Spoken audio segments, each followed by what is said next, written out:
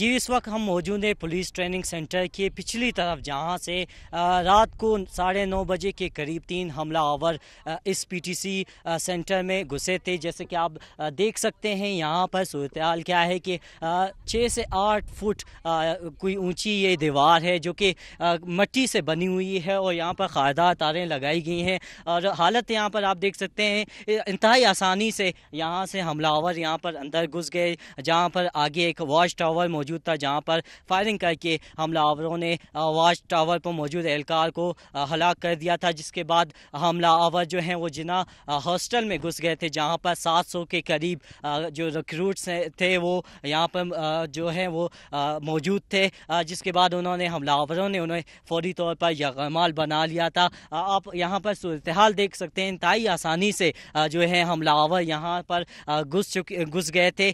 کوئی سیکورٹی کے خاطر خواہ یہاں پر انتظامات نہیں تھے۔